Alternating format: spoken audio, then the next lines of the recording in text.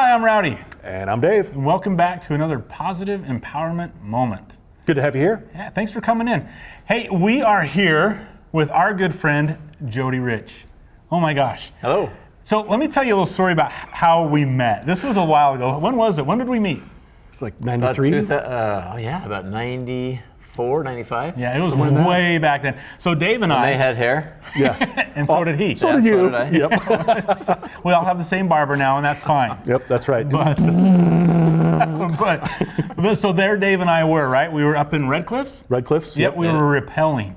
And something we did as a pastime. And then all of a sudden this little family comes cruising down the trail. Kind of up the canyon. Up the canyon, yeah. Yep. And it was? Myself and my little family. Yeah. And we thought, well, heck, let's ask this guy if he wants to rappel with us. And so we did. We're like, hey, do you want to rappel with us? And what'd you say? Just barely got to southern Utah. Yep. That's right. Now, most people say no. Yeah. I think they look at us and they're like, trust my life to these guys. Yeah, because I had a mullet. Here. Yeah, mullet, and they were, 17? Yeah, we were about 17. I'd never rappelled. I was just like, dude, that would be awesome. Yeah, totally. And of course, we looked completely trustworthy. We were totally trustworthy. Mullet, flannel. Rappelling gear. None of us had died to that point. Yeah, exactly. And so, but this is what cracks me up every time. So he's like talking to us, and who'd you have to ask to go rappelling? Well, my wife, of course. He had to ask his wife. That's a good idea. Yep, had to ask the boss. And anyways, how did that turn out for you? Oh, that led to a career of rappelling with these two. That's Before I ever met him in the classroom, we were out there at Zion National Park. They had me going Aussie style off of the cliff at Zion, and I got video to prove it. It was awesome. That's right. Video. Still have it. Aerosmith in the background. Yep, that's right. That's right. That's right. Living on the edge. What's crazy about it, we had no idea that you were going to come work at the high school that we were going to school I had no idea. at. Then I show up in the classroom, and these two are sitting there. We had to go see a counselor. That's right. But he was the counselor. So fate stepped in. Yeah, that's right. And here we are now. 25, 26 years later. Yes. That's right. And no hair. Yep, that's right. But anyway, so that's how Still the relationship. It's been awesome. So it's been a great relationship. That's right. And we're loving it. But so we're going to move on and we're going to talk about something that we've kind of all discussed before, but we want to talk about cell phones. Kind of there's an addiction there, and especially with our youth. And we brought in Jody Rich here because he. What have you been doing lately since the rappelling? Well, so I was psychology teacher, counselor back in the day, and did counseling for 15 plus years. Then I went into administration for about 10. Ended up as the principal at Hurricane High School, and then last year I kind of stepped back down into counseling. My last year, I just recently retired. Going to head out on a new project this next month. Excellent. But just lots of years of counseling with kids, both as administrator and as a school counselor. Awesome. So, and one of the things I think, even though Jody is a professional counselor, what we're talking about today is not to be construed as professional advice or anything like that. Sure, this is just three guys talking, but if you want to see professional, go see a professional. Right. But, For sure.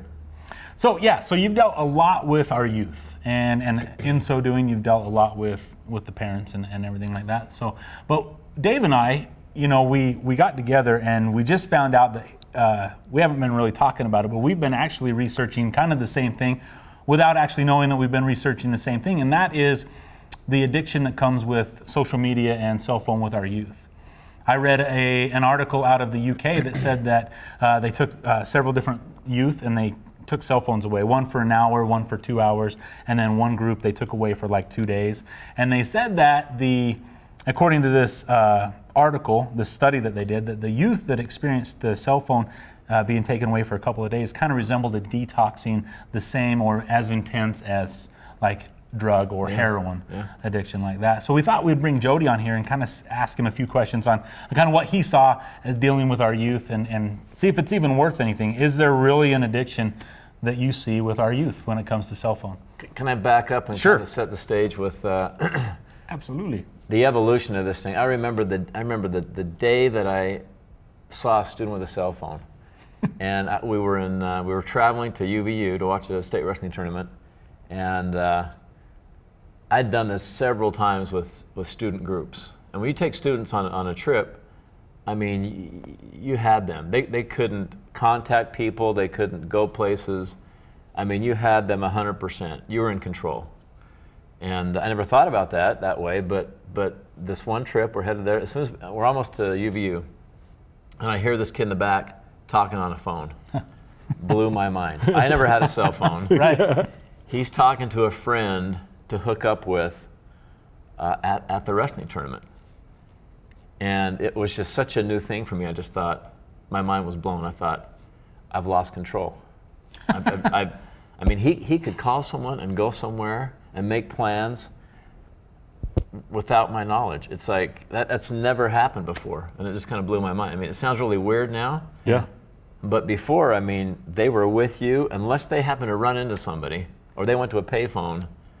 I mean, you just had complete control. And that's kind of the beginning of where we're at now, you know? And then this evolution now of, okay, do we allow them in classes and so forth, and we've battled that in the high schools. And we've kind of just said, okay, we got to join this revolution. We can't. Yeah, because they're a great learning tool. They're a great learning tool. I mean, a lot of apps on the phones. We have to have kids on their devices, you know, to learn, and so it's crazy. But that story just kind of, I tell that because that evolution of my connection with those kids started to change. Okay. Just started to change, and their independence and their freedom, and them having more than you could offer them, then all of a sudden they didn't need you. It's just kind of a strange evolution that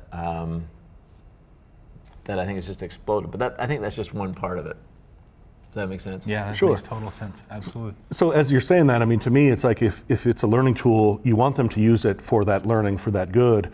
But at the same time, you don't want them to use it for kind of these nefarious purposes, right? Good word? You like that That's word? a big word. I was just wondering. I'm like, wow, I don't even. Thank you. I have no idea what it Hurricane means. high graduate. That's right. I'll Google it later. Yes. I have no idea. But it's almost like, it's like you don't want them to be drinking alcohol, you don't want them smoking cigarettes, you don't want them doing cocaine in the bathroom.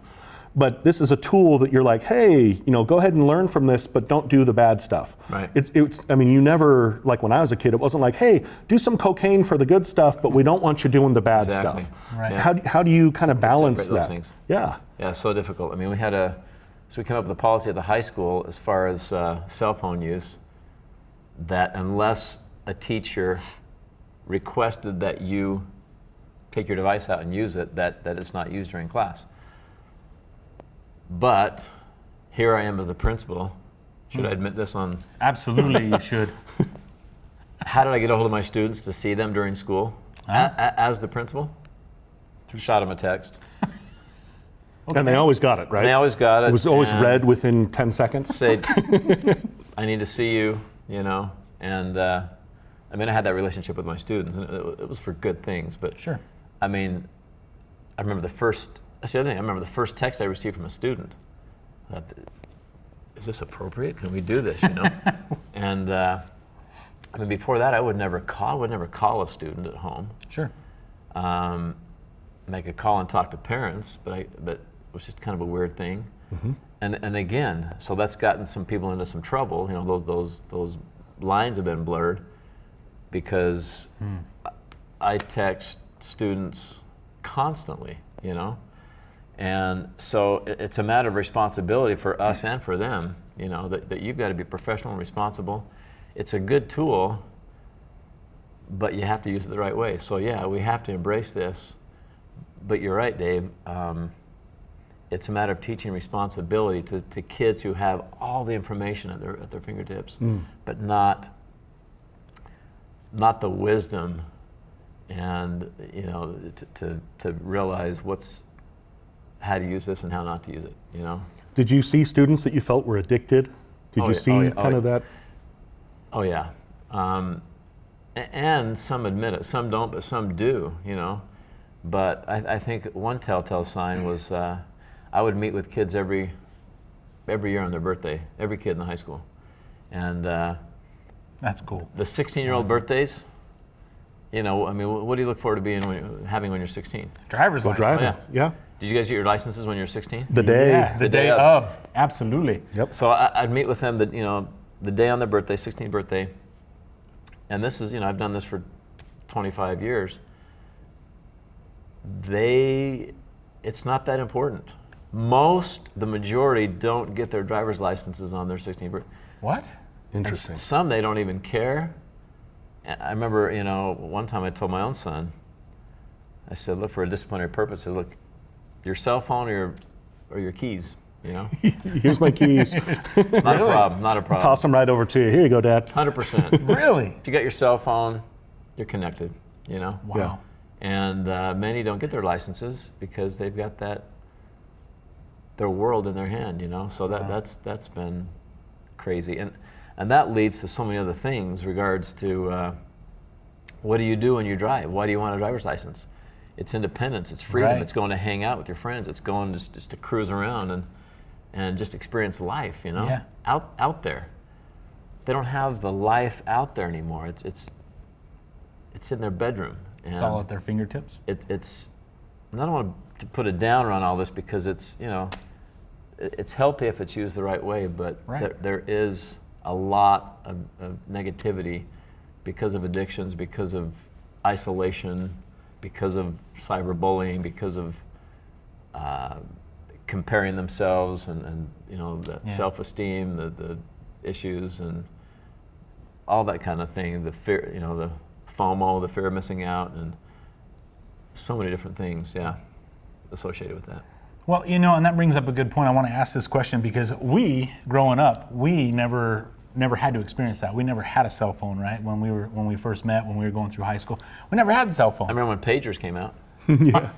Pager, the pager? precursor to the cell phone. Wow. That's right. Students had pagers. Yeah, that was cool. Really? That lasted for about 6 months. Yeah, that's right. And then it was all done. It's all done. But even growing up, I mean, I struggle sometimes as a parent because I never had that growing up, like a cell phone. So I'm like, as a parent, I'm like, okay, what do I do? How do I set those boundaries in my home or with my kid? Because I want them to experience that, but I don't want them to go overboard with it.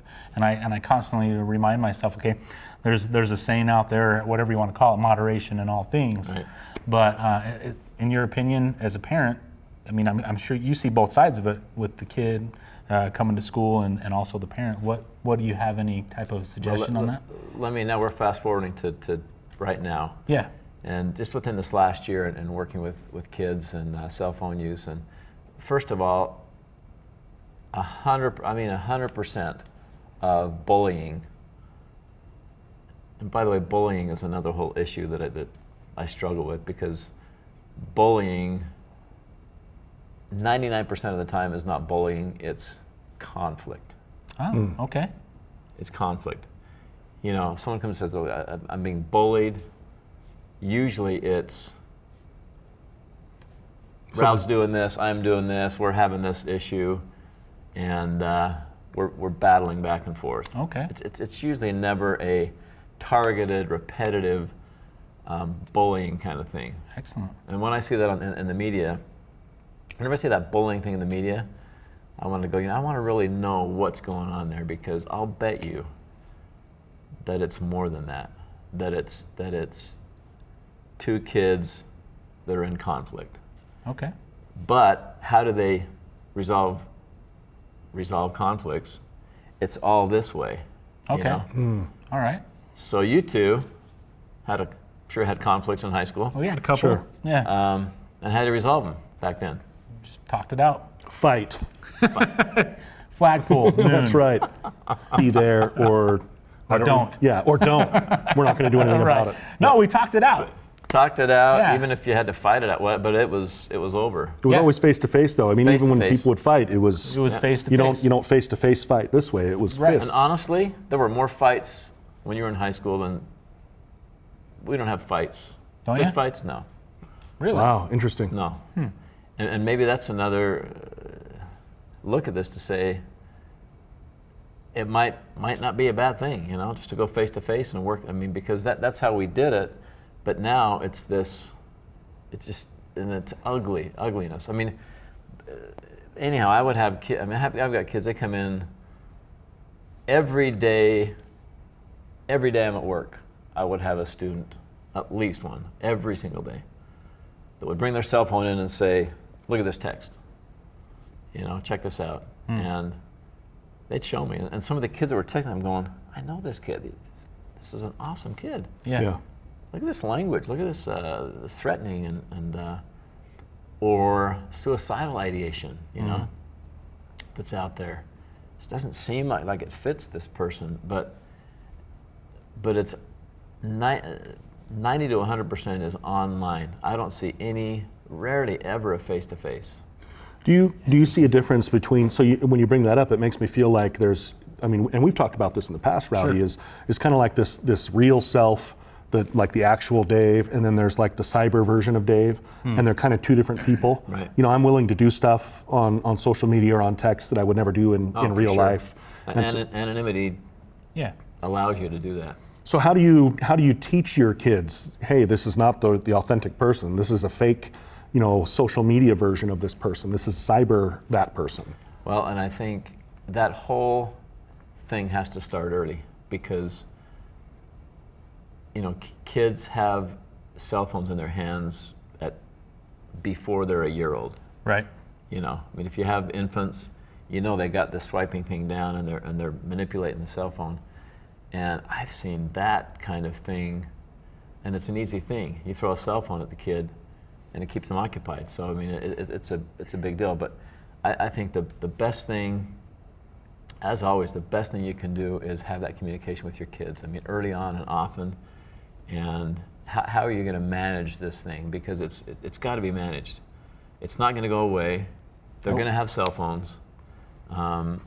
I remember the day that the internet came to the high school, and a teacher came in and said, "We need the internet," you know. And it was after your time, by the way. It was after our time. What is this thing you're calling the internet? The internet. This new thing called the internet. I remember the 2019. principal then. It was probably about 97 or so. Yeah. The principal then said, Rob said, "Never, Really? never. We're never getting it." No, it's yeah, I've seen that. It's evil. I mean, imagine that. Right. You Yeah. know? But that was the mentality. Well, and in a lot of ways, you know, I mean, he was right in regards to the negativity, but obviously that's how we function, and so Right. kids are gonna have their cell phones, and you know what? Mine just broke this last week, and I couldn't call them to come down because my cell phone was broke. You have to have a cell phone. You have to have a plan. I've been taught by students, and I love it. Kids will come to me now, and I'll initiate it, and I'll say, "You know what? You're an awesome kid. I love what I feel from you, and the aura, the spirit, the positivity that I feel from you. You're an awesome kid. What's the secret?" I'll ask kids that all the time. Really? That's awesome. I love like asking that question. I like that. Because one, I want to recognize them, Yep. and I get them in there every day, and I'll notice in the hall, and I love to notice that stuff, and I'll just pull them in, and I'll wonder what they're in my office for. And I'll say, "This is what I see from you. You're an awesome kid." First of all, that's just like, wow. And then I'll say, "What's your secret?" And you know what I hear? What's that? Family. Got an awesome family. Really? Got an awesome family. I'll say, "Tell me about your social media." And I love it. They'll just say, "Gave it up." And I'm so happy. Wow. My life is so much better. Or they'll say, "We got a plan. Our family has a technology plan, and this is what we do." But I'll tell you, that's got to start. And now, as I've been able to counsel with newlyweds or couples looking to get married in ecclesiastical positions, that's one thing I always tell them. Day one, have a plan. Day one, have a technology plan for each other and for your children. I mean, Wow. before they're born, what are you going to do? What are you going to do with this? Because it's you got to deal with it, or it's going to deal with you. You know, and if you have that plan, which could be where you're going to put your cell phones when you come home, where you're going to charge them at night or in the day, where the computer's going to be, how much, because you can check the usage on the phone, obviously. Sure. Yeah. How much screen time, productive screen time, non-productive screen time, And I love that. And kids, they know it. And they love, I mean, those that are brought up with it, they love it because they see it. They know the negativity. They know they're going to be in order. I mean, the line of depression and screen time is parallel, you know? Yeah. Wow. I mean, it goes hand in hand. So they know that. It's like, I want to be happy, and I know when I'm on my cell phone, I'm getting depressed. Yeah. You know, I'm getting depressed because kids they're doing things without me that they're doing all this, and I'm not. I don't have this. I don't have these friends. I'm left out. Or worse, people are saying things to me that beat me up. Yeah. You know, for whatever reason, and it's crazy how much of that there is. But they get it, but they feel compelled to be in the world. You know. Yeah. To be in that world, and if they have permission not to be, man, it's awesome. So that's what I would say. Just have a plan, like day one. Because I watch some of my grandkids, and you watch this evolve. And to take that phone away from a 2-year-old and to see the fits that they throw, Yeah. Yeah. then times that by about 10 years, Yeah. Yeah. and you can see why we're where we are with Or the 40. addiction. Or 40. Yeah. Yeah. Take your cell phone. That's right. If you took Dave's cell phone, he'd probably fall on the ground and That's whine right. about it. Yep, Yeah. that's right. I've done it. Why don't we, I'll tell you what, why don't we, I mean, I think that's enough time for this Absolutely. episode, right? Yeah, I mean, this that- is great. But we want to hit some of those things later as well. So I like that. So just to recap, I think that what you said is a huge thing. Strong family bonding and all that. I think strong family bonding is something that is a protective factor for all sorts of different things. And I love that you said that. So, but thank you so much for coming out with us today. Pleasure. Anything you want to add? Yeah, next time on the podcast, because you got to keep on watching, right? You're going to Yeah. see it. You're going to see it. We got more with Jody Rich. Yep. We're going to be talking about cyberbullying on the next episode. Yeah, we are. It's going to be awesome. Cool. Okay, so thanks for coming out, and check us out you. on Facebook, Twitter, Instagram, Instagram, all over the place. YouTube, Spotify. All the stuff we just All those barely things said you was should bad. never, you know. Yeah, everything that we just said was bad, we're on it. And so check us out there. And it's interesting because we try and push that positivity. I mean, that's right. one of those things. It's the whole reason for the initiative, right? There's so much negativity out there. We want to break through to the positive. Absolutely. So thanks for coming out.